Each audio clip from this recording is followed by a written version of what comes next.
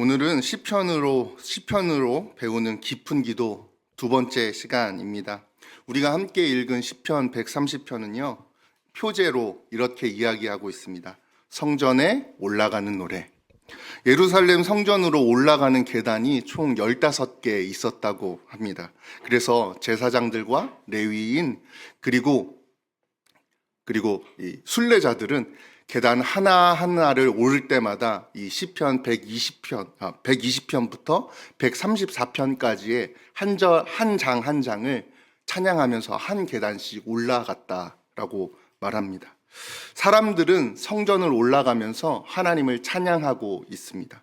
그런데 참으로 오늘 130편은 역설적이게도 이 1절이 시작되는 그 장소를 예배의 기쁨과 하나님의 은혜를 누리는 성전이 아니라 고립되고 절망적인 깊은 곳을 말하고 있습니다. 그 깊은 곳에서 시인 기도자는 살기 위해 발버둥치고 있는 것이죠. 우리 또한 때때로 도저히 빠져나갈 수 없는 깊은 수렁에서 발버둥칠 때가 있는 것 같습니다. 빠져나오려고 애를 쓰면 쓸수록 더욱 깊은 수렁에 빠져서 고통스러워할 때가 있는 것 같습니다. 그런 인생의 수렁이 누구에게나 찾아오는 것 같기도 합니다. 오늘 시편 말씀을 자세히 살펴보면서 우리 인생의 이 깊은 수렁에서 어떻게 소망을 품을 수 있는지, 또 시인은 어떻게 소망을 품었는지를 함께 나누며 하나님과 더 가까워지는 귀한 은혜의 시간이 되기를 소망합니다.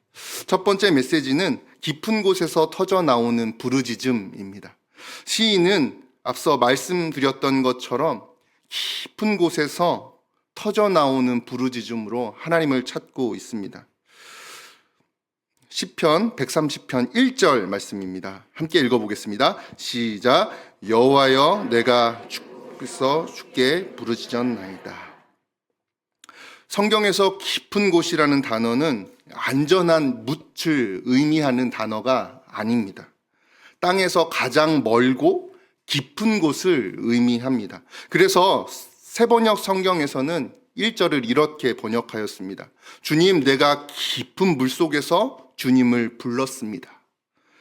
이런 시인의 비유를 통해서 우리는 그가 겪고 있는 이 끔찍한 상황을 상상해 볼 수 있습니다. 그는 지금 발이 닿지 않는 깊은 물에서 허우적대고 있습니다.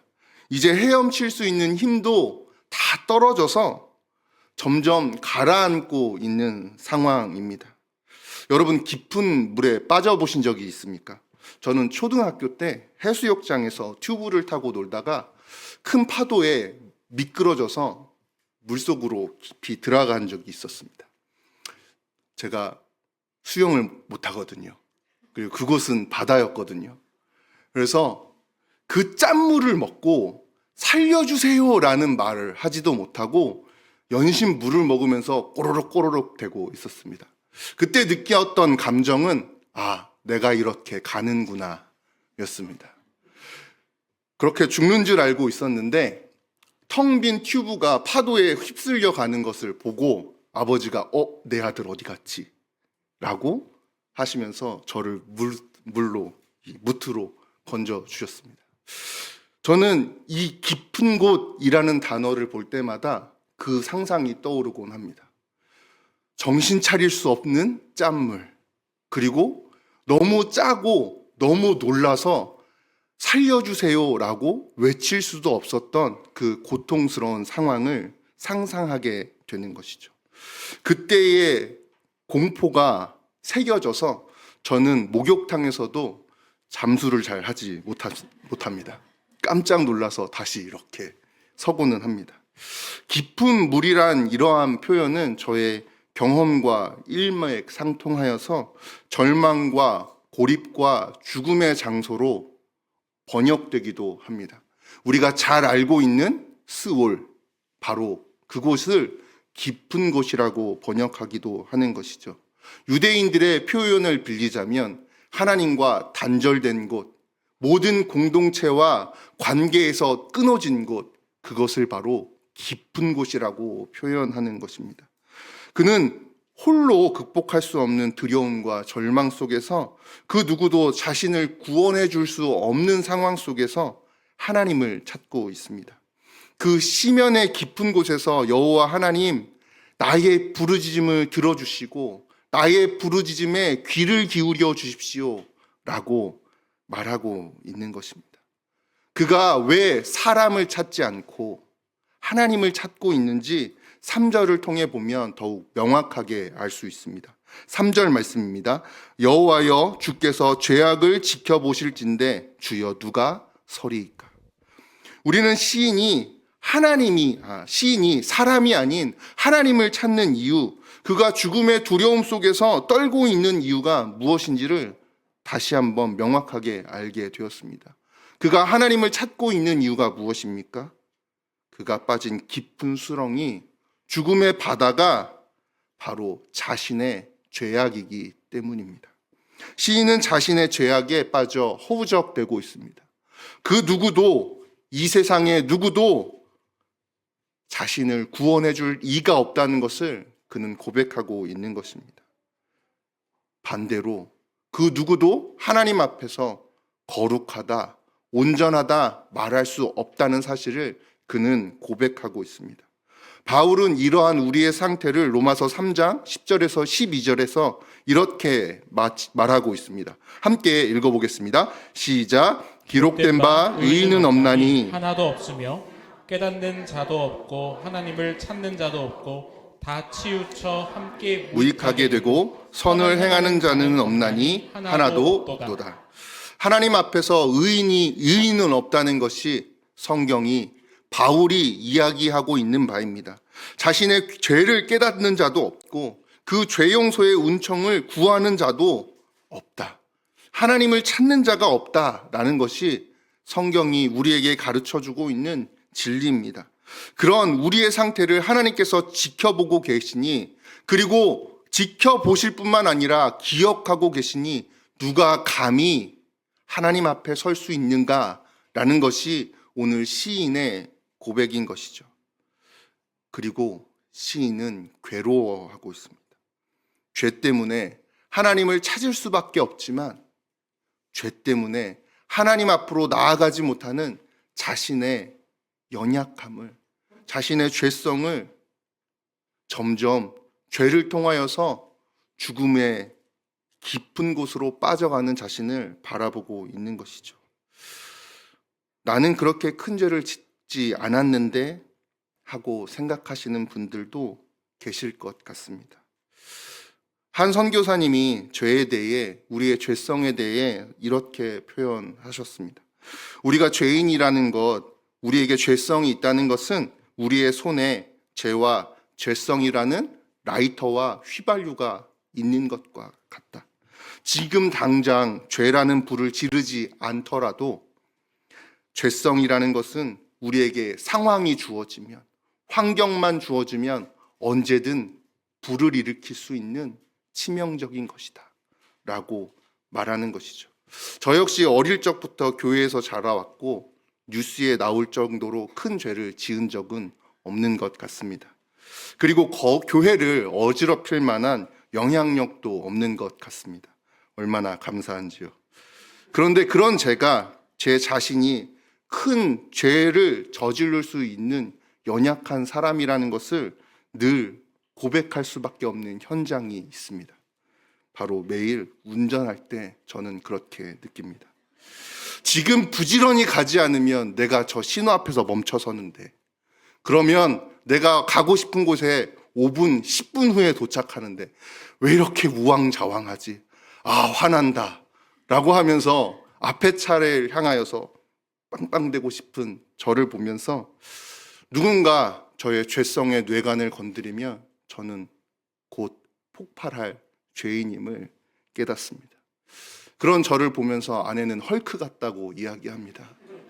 늘 화가 나 있는 운전대를 잡고 있는 저를 보면서 말이죠. 우리는 어느 상황에서, 어떤 환경에서 우리의 뇌관이 건드려졌을 때 폭발하게 됩니다. 아무도 예상할 수 없었던 때에 예상하지 못한 모습으로 저 사람이 저런 모습이 있었나? 내가 이렇게 별 볼 일 없는 사람이었나? 스스로를 자책하게 되는 죄성과 죄 가운데 살아가고 있습니다. 뿐만 아니라 이전에 넘어졌던 그 죄악 앞에서, 그 연약함 앞에서 마치 개가 토한 것을 다시 주워 먹는다는 솔로몬의 고백처럼 우리는 또다시 미련한 행동을 거듭 행하는 우리의 모습을 보게 됩니다. 아니, 적어도 저는 그렇게 살아갑니다. 죄는 정말로 무서운 힘을 가지고 있습니다. 그리고 너무나도 두렵군 것은 그 무서운 죄를 우리는 마치 된 것처럼 전혀 특별하지 않게 여기고 있다는 것입니다. 많이 아파야 하는데, 많이 부끄러워야 하는데 우리는 익숙하여서 고통을 느끼지 못하고 있는 것입니다. 사랑하는 성도 여러분, 오늘 우리가 주목해야 할 대목이 바로 이 부분입니다. 누구나 죄인이지만 자신의 죄를 하나님 앞으로 가져가서 하나님 살려주세요 라고 기도하는 이는 그렇게 많지 않다는 것입니다. 시인은 지금 자신의 죄를 정직하게 마주하고 있습니다. 자신의 죄를 해결해 주실 분이 하나님밖에 없으며 하나님이 아니시면 죄를 주님 앞에 고백할 수조차 없다는 것을 말하고 있습니다. 그는 깊은 물에 스스로 빠져 더욱더 죽음을 향해 나아가고 있다는 것을 정확히 알고 있습니다. 여기서 우리는 우리 자신에게 질문해 보아야 할 것 같습니다. 나는 과연 나의 죄를 정직하게 마주하고 있는가? 우리가 시인처럼 마주하고 있다면 우리는 지금 이렇게 느긋하게 앉아 있을 수 있는가? 살려주세요 라고 외쳐야 하는 것이 우리의 상태가 아닌가라는 것을 질문해 보아야 합니다. 시인은 바로 그 일상에서 하나님께 부르짖고 있습니다. 하나님 살려주세요 라고 말이죠.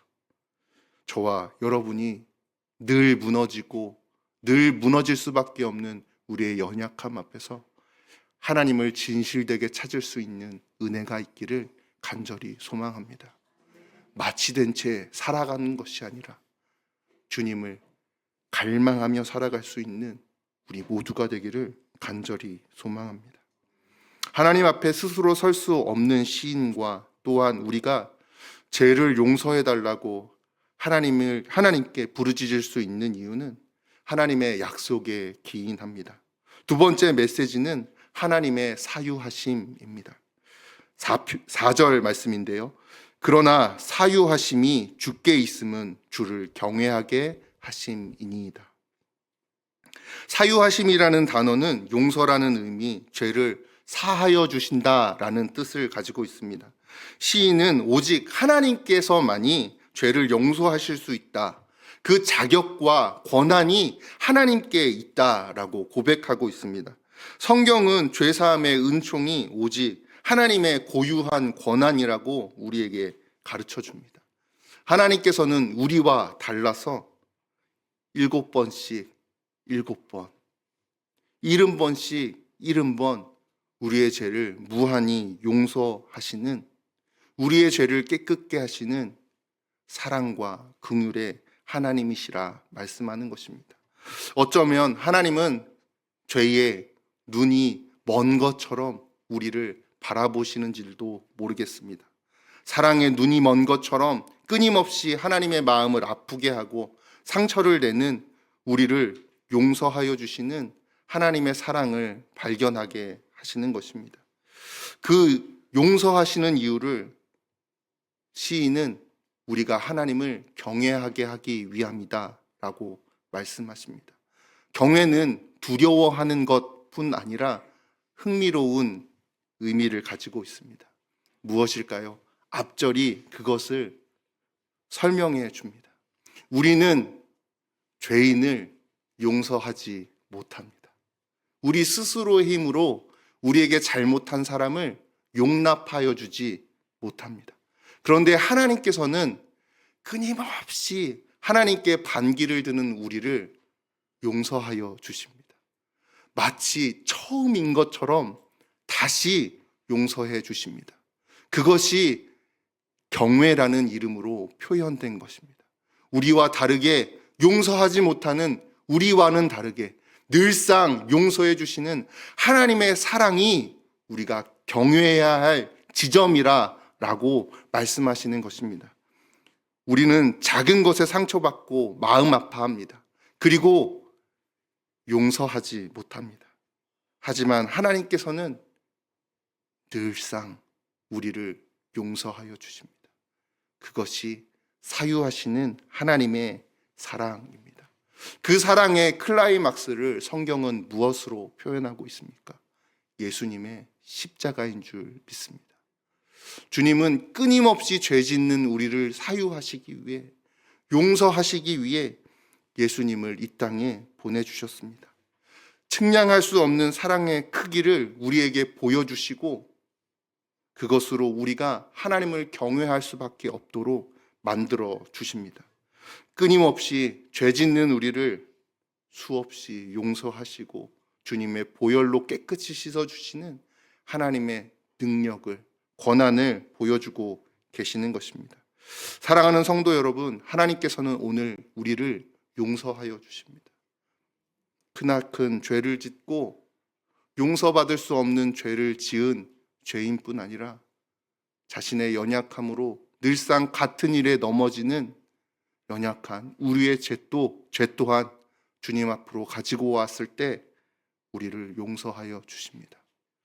그 용서하시는 주님을 의지하는 우리 모두가 되기를 간절히 소망합니다. 그 주님을 신뢰하며 오늘도 주님 나의 발을 깨끗이 씻어 주옵소서라고 찬양할 수 있는, 간구할 수 있는 우리가 되기를 소망합니다. 주님은 우리가 그렇게 주님 앞으로 나아가기를 기다리고 계십니다.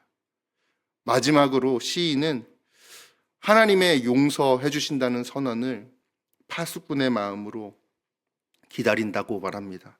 세 번째 메시지는 파수꾼의 기다림입니다. 우리 6절 말씀을 함께 읽어보겠습니다. 시작. 파수꾼이 아침을 기다림보다 내 영혼이 주를 더 기다리나니 참으로 파수꾼이 아침을 기다림보다 더하도다. 시인은 하나님께서 자신을 용서해 주신다는 죄사함의 선언을 기다리고 있습니다. 너무도 기대하고 있습니다. 귀한 지면을 이 6절에서 두 번이나 사용하면서 반복하고 있습니다. 그가 얼마나 절실한지 바라고 있는지를 알려주는 대목입니다. 파수꾼은 적군이 공격해 들어올 것을 대비하기 위해 경비를 쓰는 사람들을 말합니다. 그들은 밤이 새도록 성 밖을 바라보고 있습니다. 적들이 오는지 안 오는지 살피는 사람들입니다. 깊은 밤 어둠 가운데서 아침이 밝혀오는 그 태양을 바라봐야만 안심하는 사람들입니다. 또한 파수꾼은 전쟁에서 승리한 기쁜 소식을 들고 오는 전령들, 메신저를 기다리는 사람들이기도 합니다. 시편 130편은 그 전령들을 기다리는 모습으로 파수꾼의 모습을 우리에게 보여줍니다. 하나님께서 죄를 사하여 주신다라는 그 메시지를 들고 우리에게 찾아오시는 것을 기다리는, 어두운 밤 속에서 기대하는 우리의 모습을 보여주고 있는 것입니다. 그 기대에 하나님께서는 놀랍도록 응답하여 주시는 분이라는 것을 보여주고 계십니다. 시인은 파수꾼과 같이 죄사함의 은총을 소망하면서 자신의 삶의 가장 어두운 순간, 가장 어두운 때를 환희로 바꿔주시고 밝은 빛으로 비추어 주시는 하나님의 은혜를 기대하고 있습니다. 그리고 그 죄사함의 은총과 선언이 단순히 감정적인 것, 느낌적인 것으로 끝나지 않음을 말해주고 있습니다. 5절을 통해 우리는 그 사실을 알게 되는데요. 5절 말씀입니다. 나 곧 내 영혼은 여호와를 기다리며 나는 주의 말씀을 바라보는도다. 주님의 말씀으로, 그 언약으로 약속하신 예수 그리스도를 통하여서 우리의 죄가 사함 받는다는 사실을 주님께서는 의지하게 하십니다.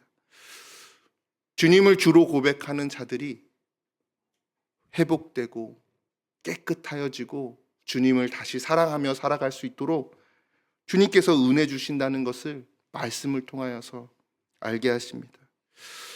우리는 예수 그리스도의 십자가 사랑으로 온 몸을 씻은 회심한 사람들입니다. 주님을 주로 고백하는 사람들에게 결코 정죄함이 없다는 것이 성경의 말씀입니다. 하지만 때때로 우리는 발을 씻어야 하는 죄들을 범하며 살아갑니다.